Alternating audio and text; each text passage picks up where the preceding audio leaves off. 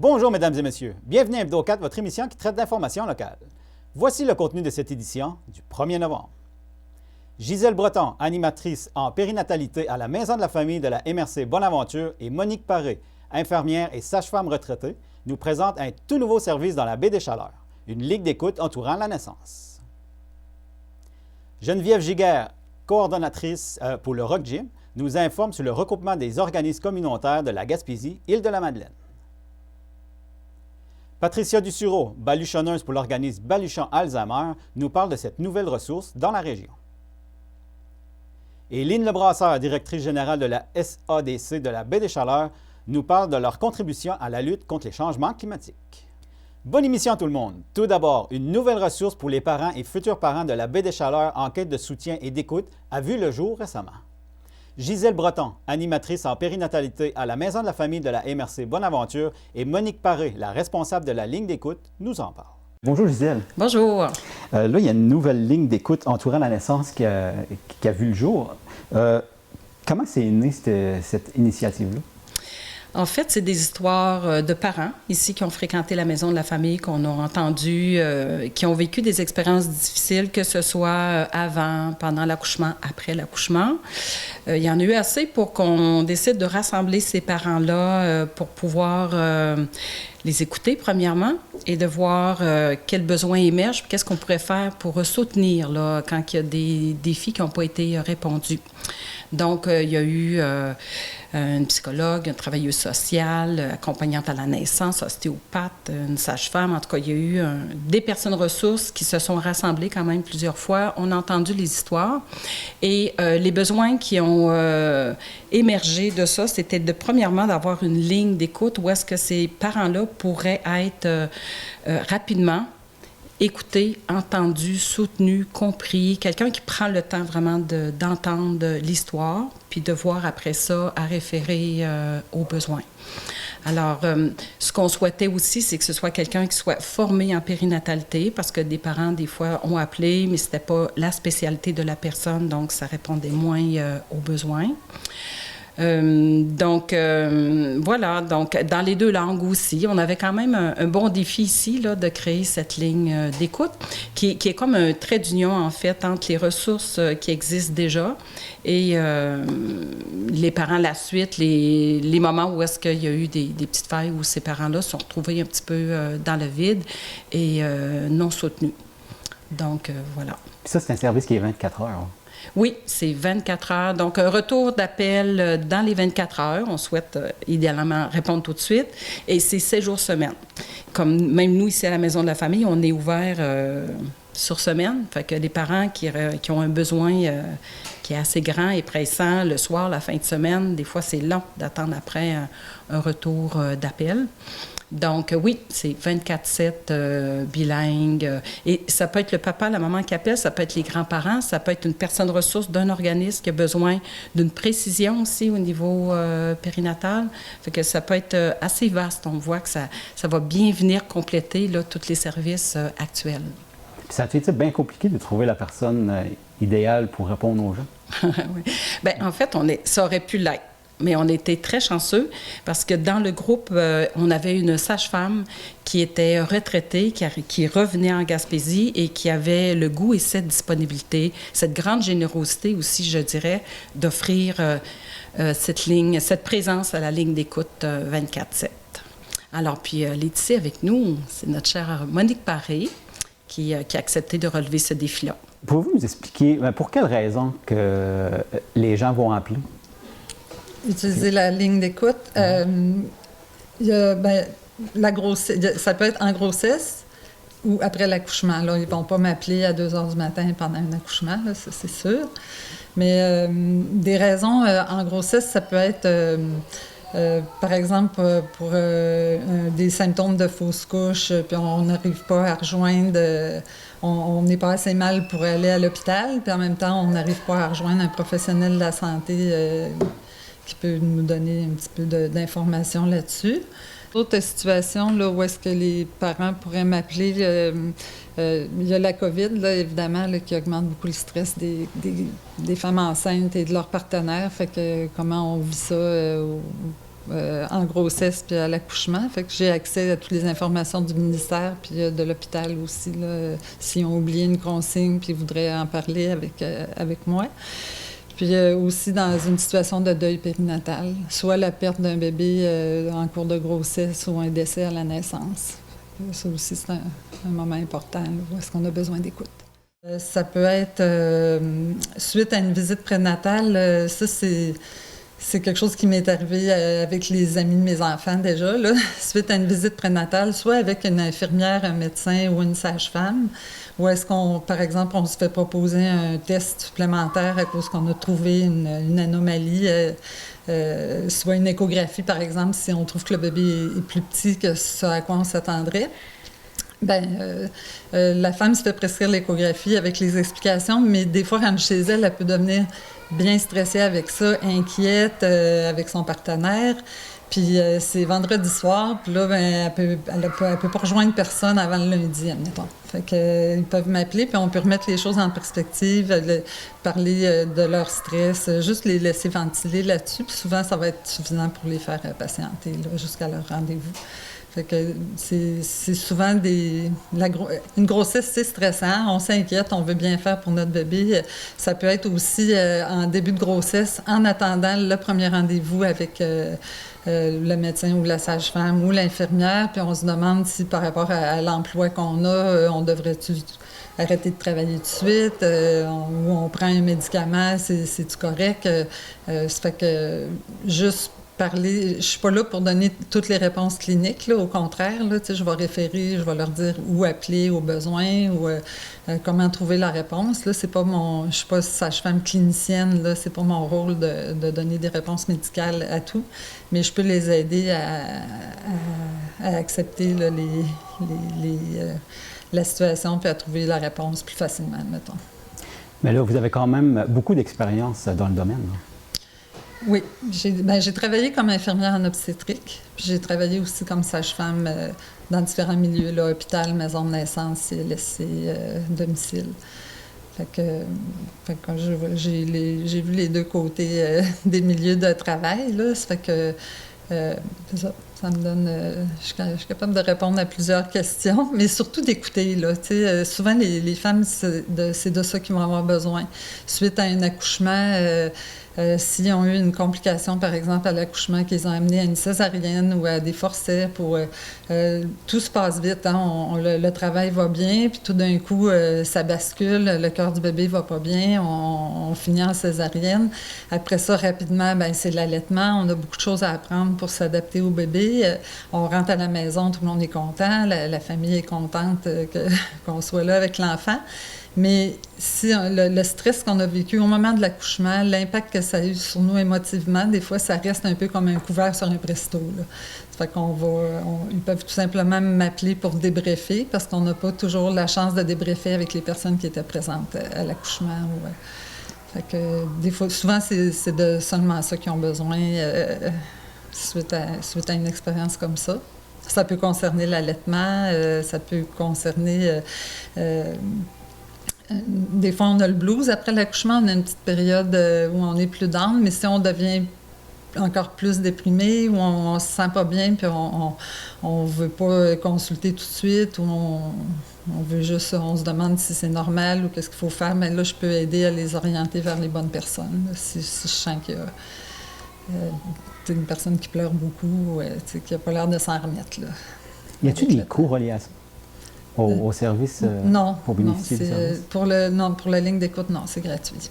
Puis bien sûr, c'est confidentiel. C'est confidentiel, anonyme. C'est 24 heures, 7 jours. C'est certain que moi, ça peut arriver que je puisse pas répondre à tout le monde tout de suite, là, s'il y a des appels plus fréquents. Ou si... fait que je me donne 24 heures pour retourner l'appel à une personne qui me laisserait le message.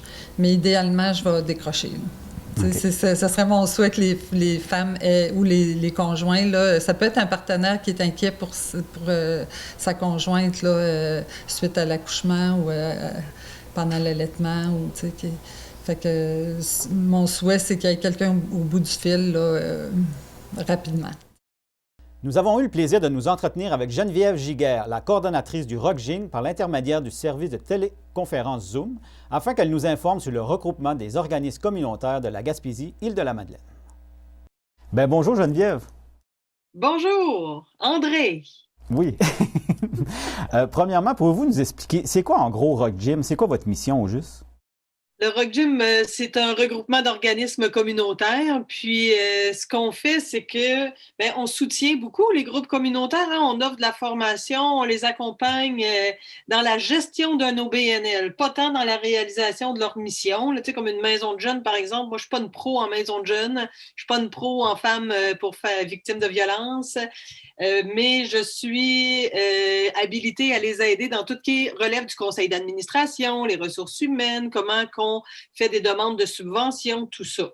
Donc ça, c'est une part importante de notre travail. Puis l'autre part importante de notre travail, c'est toute la représentation auprès des bailleurs de fonds puis auprès d'instances régionales pour essayer de faciliter les collaborations entre le milieu communautaire et les partenaires qui sont intéressés par les mêmes choses que nous, c'est-à-dire la santé, les services sociaux, la lutte à la pauvreté, l'exclusion sociale et la dignité humaine en général.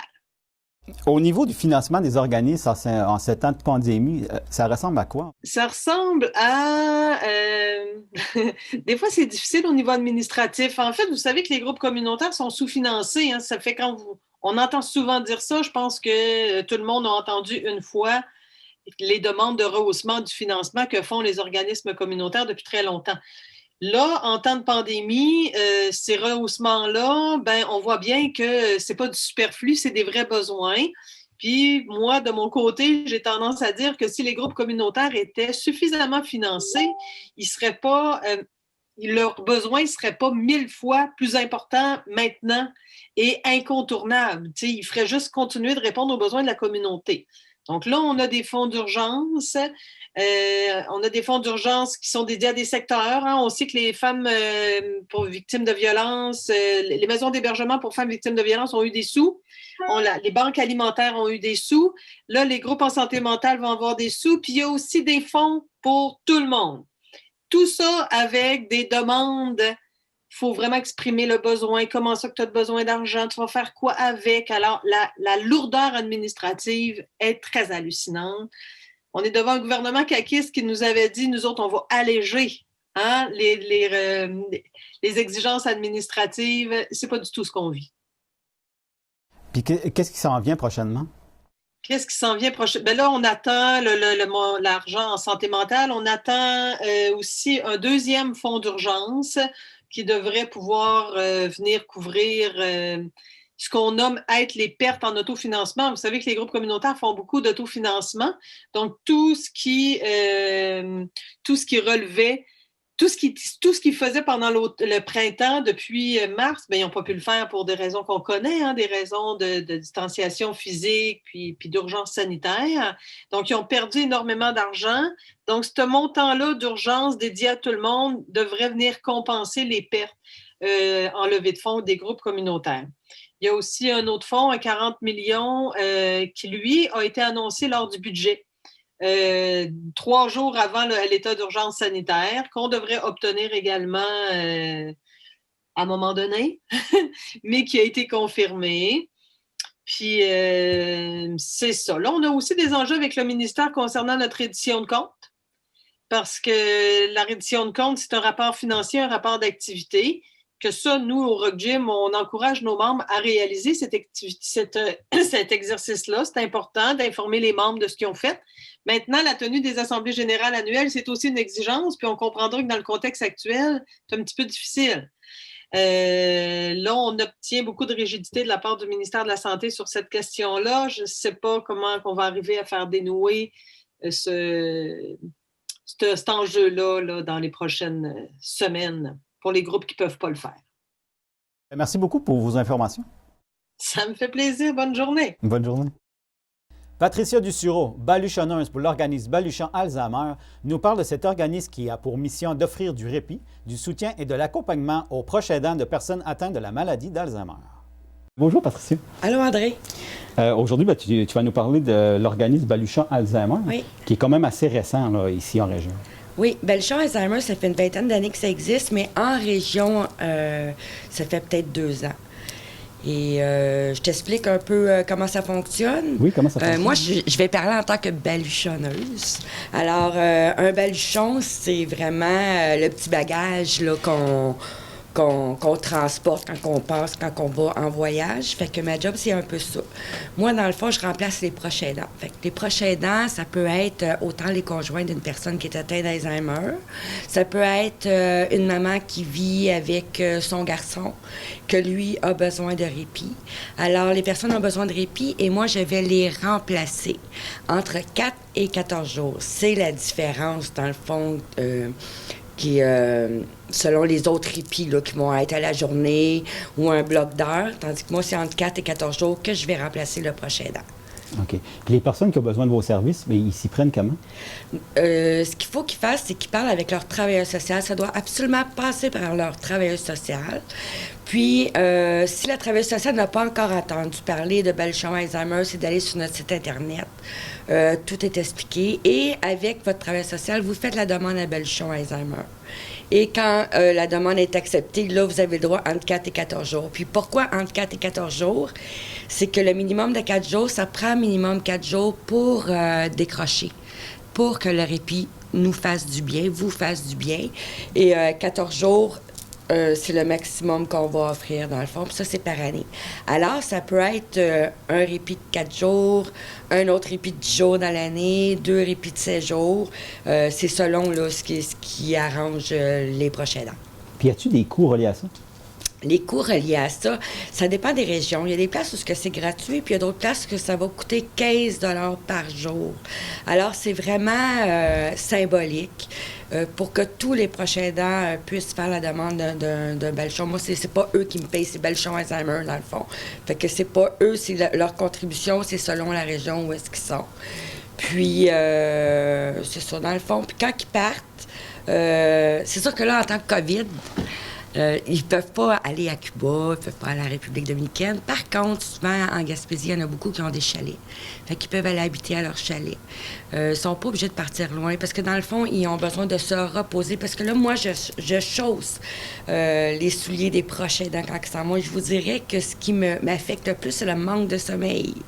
Fait que je comprends maintenant qu'un proche aidant, que la mère se couche à 11h30 le soir, elle se lève à 7h le matin et entre ça, elle peut se réveiller 3-4 fois, que les proches aidants manquent de sommeil. Fait que souvent, eux, ils vont aller au chalet. Ils vont aller dans la famille pour se reposer. Comment ça se passe dans les maisons quand vous prêtez main forte là, aux prochains aidants? Ça se passe bien. Moi, je dois dire qu'au départ, on était engagés parce qu'on avait un bagage. Soit qu'on a été accompagnatrice de notre mère, de notre père qui a eu la maladie d'Alzheimer, des infirmières qui sont retraitées, des préposés retraités. Et moi, j'avais un bagage de coordonnatrice avec les prochains aidants dans la MRC du Rocher-Percé. Et aussi, j'étais avec Suzanne, intervenante pour la Société Alzheimer. Et c'est ce qui m'a aidée. Et quand ils nous engagent, Bellechasse Alzheimer, quand on a notre formation, la première chose qu'ils nous disent, c'est que vous avez été engagé pour votre personnalité, inquiétez-vous pas, vous êtes capable de faire le travail, on vous aime d'amour. Fait que déjà là, je trouve que ça sort de l'ordinaire. Puis, la façon que ça fonctionne, c'est que nous, on a une grande facilité de s'adapter. Dans le fond, c'est sûr que ça prend ça. Mais en même temps, moi, j'ai reçu un dossier. J'ai reçu tel client, j'ai un dossier, j'ai à peu près entre 13 et 15 pages. C'est qui la personne, de quoi elle souffre, comment ça fonctionne, qu'est-ce qu'elle mange, est-ce qu'elle se lave toute seule, est-ce qu'elle se lève toute seule, est-ce qu'elle se lève durant la nuit. J'ai beaucoup d'informations et à partir de là, moi, je dis si oui ou non, j'accepte le dossier. Quand j'accepte le dossier, ben là, je prends contact après avec la famille. Fait qu'il y a un premier contact par téléphone qui se fait. Puis souvent, ça sécurise la famille parce que la première fois, ils sont un petit peu réticents, un étranger un petit peu inquiet. Mais souvent, on m'a dit que juste le fait de par la voix, que c'était rassurant, puis qu'après, il y avait un 4 jours, puis ensuite, ils demandent souvent avoir la même Bellechasse là pour le 10 jours qui reste ou un 16 jours et tout ça. Fait que ça se passe bien en général. Au début, j'ouvre beaucoup d'armoires. Je cherche, comme n'importe qui arrive dans une nouvelle maison, faire le souper, j'ouvre les armoires où est-ce qu'elle me garde manger, ce qui sont les couteaux, les fourchettes. Puis après, je suis comme chez nous. À partir du moment qu'ils font une demande avec la travailleuse sociale, Baluchon Alzheimer reçoit la demande et là, ils disent, bon, quel est, selon le dossier de la personne, c'est qui la meilleure baluchonneuse, dans le fond, qui peut offrir le meilleur service à cette famille-là. Et là, ils vont peut-être choisir 2 ou 3 baluchonneuses. Et après ça, ils vont dire laquelle est la plus proche. Parce que moi, j'étais allée à Repentigny, j'étais allée à Québec, puis là, je tiens à dire que là, je m'en vais à Matane bientôt. Ça fait 2 fois que j'y vais. Puis qu'il n'y a pas beaucoup de demandes en Gaspésie. Puis je trouve ça dommage parce que je les connais, les proches aidants de la Gaspésie. En ayant travaillé avec Suzanne pour la Société Alzheimer, je connais l'état de fatigue aussi des proches aidants. Fait que j'espère que cette émission-là va faire en sorte que, dans le fond, ça va allumer une cloche, qu'ils vont en parler à leur travailleur social pour que je puisse leur donner du répit. Autre information en lien avec la Société Alzheimer Gaspésie-Île-de-la-Madeleine, selon un communiqué de presse de la part de Bernard Babin, le directeur général de la SAGIM. En 2019, la Société Alzheimer Gaspésie-Île-de-la-Madeleine a créé un fonds de dotation à la Fondation communautaire de la Gaspésie-Les-Îles. L'objectif principal du fonds de dotation de la SAGIM est de maintenir un financement récurrent et à long terme qui permettra à l'organisme de mieux remplir sa mission. Le fonds de dotation est un fonds où les dons reçus constituent un capital permanent et où des revenus de placement sont générés. Ainsi, chaque dollar donné au fonds sert à long terme et a un effet multiplicateur. Au cours des derniers mois, ils ont reçu une excellente nouvelle par l'entremise du service ambulancier Service Secours, qui a confirmé un don de 100 000 $. Il s'agit d'un deuxième don en importance de cet organisme. À ce jour, le fonds de dotation de la SAGIM totalise la somme totale de 229 558 $. Avec le vieillissement de la population sur le territoire de la Gaspésie-Île-de-la-Madeleine, les prochaines années seront très importantes à la SAGIM. En 2019, environ 2100 personnes vivaient avec un trouble neurocognitif sur le territoire. Présentement, 500 proches aidants et un peu plus de 350 personnes ayant un trouble neurocognitif sollicitent les services de la Société Alzheimer Gaspésie-Île-de-la-Madeleine. Les sociétés d'aide au développement de la collectivité de la baie des Chaleurs, du Rocher-Percé, de Gaspé et de la Haute-Gaspésie ont uni leurs efforts en 2020 pour contribuer à la lutte contre les changements climatiques. Lynne Lebrasseur, la directrice générale de la SADC de baie des Chaleurs, nous en parle. Bonjour Lynne. Bonjour André. Pouvez-vous nous rappeler, c'est quoi au juste la SADC? C'est quoi votre rôle et votre mission? La SADC, c'est un organisme de développement économique. On existe depuis 36 ans maintenant.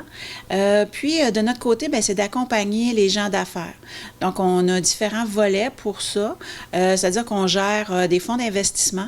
Les fonds d'investissement, c'est des fonds qui appartiennent vraiment au milieu. C'est-à-dire que c'est avec les remboursements des clients qu'on peut réinvestir auprès de d'autres entreprises. Donc, on fait du financement à différentes étapes. Ça peut être pour un démarrage d'entreprise, ça peut être pour un développement au niveau de l'entreprise.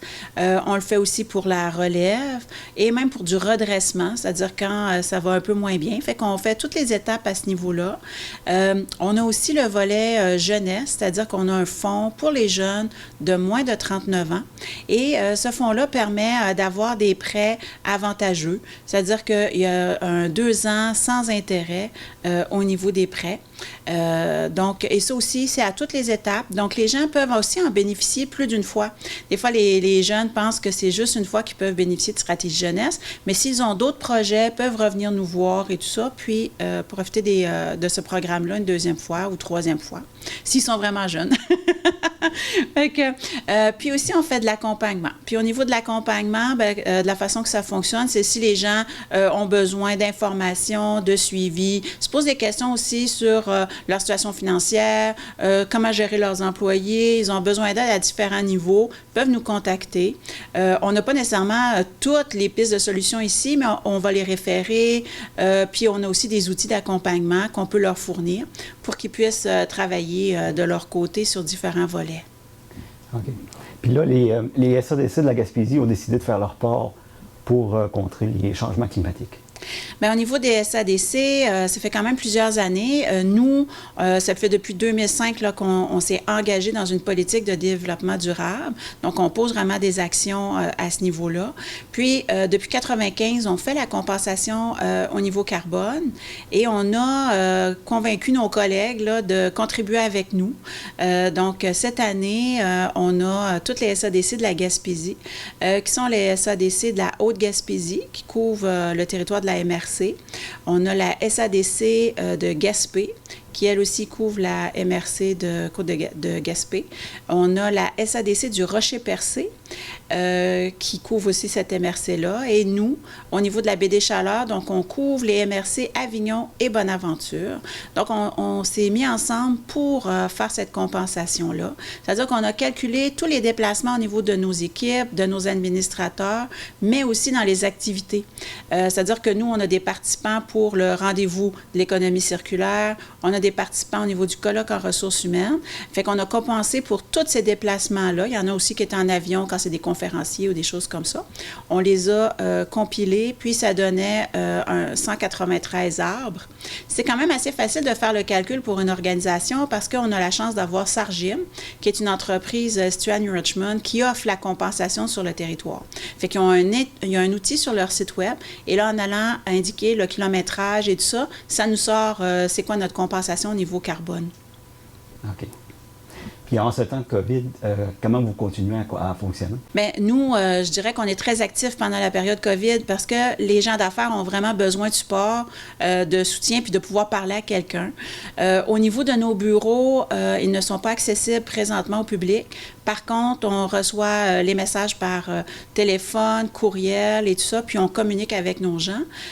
On peut aussi organiser pour les gens qui préfèrent là, vraiment qu'on se voit des rencontres Zoom. Donc, on est présent avec eux, puis on les accompagne. Puis même si les gens pensent que présentement, dans cette période-là, il y a peu de projets ou tout ça, on a quand même beaucoup de projets présentement. Donc, les gens décident de se démarrer en affaires ou de la relève, de racheter des entreprises. Donc, ça aussi, c'est intéressant parce que il n'y a pas juste l'aspect problématique là, qu'on voit au niveau de la COVID. Ils continuent à avoir des activités, les gens continuent à avoir leurs projets. Ils ont eu quand même une période de réflexion aussi à ce niveau-là. Puis ça, c'est un point qui est encourageant là, à considérer. Sûrement, avec la situation s'améliore, bien, les gens vont pouvoir venir ici dans vos nouveaux locaux. Et en plus, au niveau on était content d'avoir Pignon sur rue. Donc, comme ça, on est très visible aussi au niveau du territoire pour que les gens puissent savoir où est la SADC puis viennent nous rencontrer. On a aussi une salle multimédia pour permettre là, d'avoir des formations à distance, d'avoir aussi des rencontres Zoom, des choses comme ça pour les gens qui ne sont pas nécessairement bien équipés chez eux ou dans leur entreprise, pourraient à ce moment-là venir sur place là, pour suivre des formations, des choses comme ça. Donc, ça peut aussi être possible, là, même si on est pendant la période COVID, mais c'est des choses qu'on pourrait organiser. OK. Puis les gens qui ont besoin de vos services, ils vous rejoignent comment? Les gens peuvent nous rejoindre au 759-1555 ou encore sur notre site Internet au www.sadcbc.ca. Et voilà, mesdames et messieurs, ce qui complète l'édition de votre émission Hebdo 4 du 1er novembre. Merci beaucoup d'avoir été avec nous et à la prochaine!